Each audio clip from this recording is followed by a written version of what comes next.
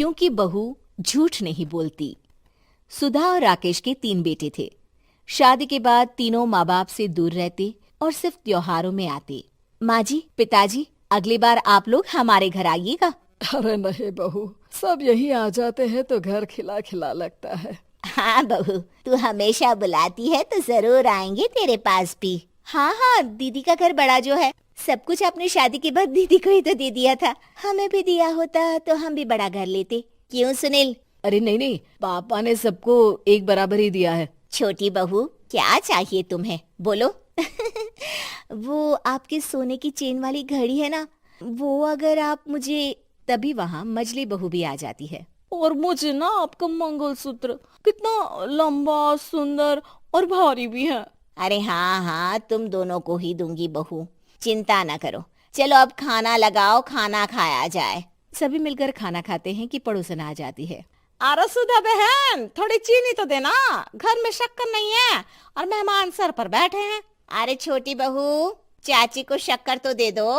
अरे मजली दीदी, आप दे दीजिए ना, मैं यहाँ कम आती हूँ तो मुझे पता ही नहीं है कि सासू माँ सारी चीजें कहाँ रखती है। और तुम, मैं कौन सा यहाँ रोज शक्कर फाँकने के लिए आती हूँ, मुझे भी नहीं है पता। तभी बड़ी बहू हाथ में चीनी की कटोरी लेकर आती है। चाची, शक्कर आप लोगों का बड़ा सहारा है माँ जी और पिताजी को, वरना हम लोग तो यहाँ रहते ही नहीं। आप जैसे पड़ोसी हैं तो हम निश्चिंत है। और जीती रहे बहू, अब तो ये घर पड़ोस कम परिवार ज्यादा लगता है। सुधा अपनी बड़ी बहू को देखकर बहुत खुश रहा करती थी। वो उससे अक्सर घंटों बात भी किया करती, लेकिन दोनों दूसरी बहुओं का भी वो समझती थी कि शायद छोटी है, वक्त आने पर संभल जाएंगी। समय आ जाता है जब सभी को वापस जाना होता है।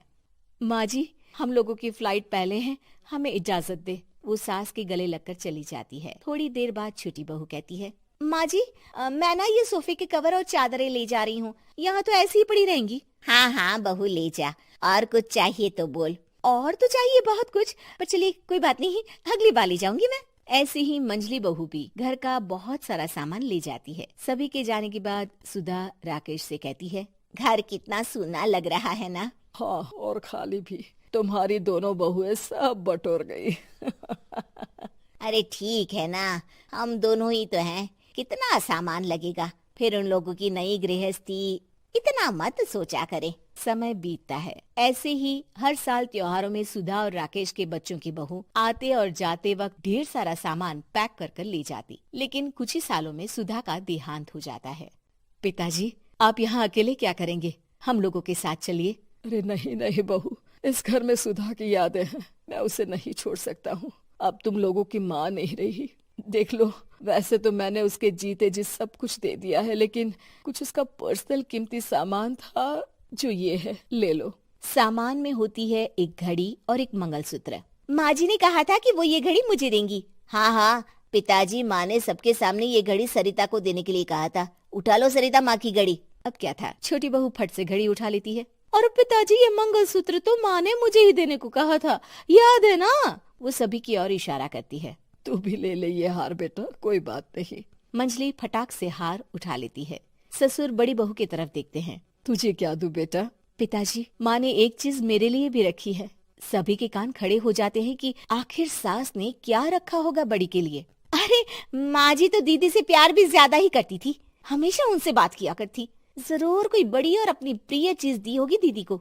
और देख लेते हैं ना, वरना तो हम भी बराबर का बंटवारा करेंगे। हाँ हाँ, कर लेना बंटवारा। लेकिन बड़ी बहू, बताओ तो, सुधा ने क्या रखा है तुम्हारे लिए?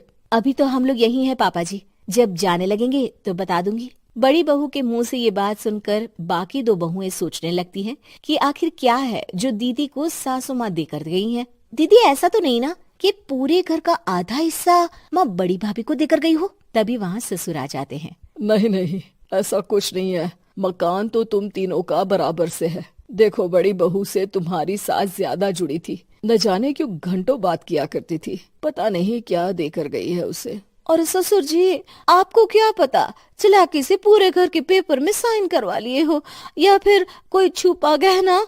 आखिर मकान पूरा तो आपने सासू माँ के नाम ही कर रखा था ना। अब घर में ये सस्पेंस बन जाता है कि आखिर बड़ी बहू क्या लेकर जाएगी। फिर वो दिन भी आ जाता है जब बड़ी बहू के जाने का समय हो जाता है। बेटा, परसों तुम चली जाओगी, बताया नहीं, माँ ने तुम्हें क्या दिया? घड़ी और हार जो बेशकीमती था और तुम्हारी सास को सबसे ज्यादा प्रिय था, उसका तो बंटवारा भी हो चुका है। अब तुम्हारी बारी। हाँ पिताजी, आज मैं ये बात बताने ही वाली थी। माँ ने मुझे उससे भी बेशकीमती चीज दी है और वो है आप। आपसे अधिक प्रिय उन्हें कुछ नहीं था। माँ चाहती थी कि आप मेरे साथ रहें। चलिए पिताजी। बेटा, मेरे पास तो कोई पेंशन भी नहीं है और ना ही कोई प्रॉपर्टी। लेकिन आपके पास संस्कार है पिताजी, जो मेरे बच्चे आपसे लेंगे, तो आपको ले जाने पर स्वार्थ ही है मेरा। चलिए ना पापा।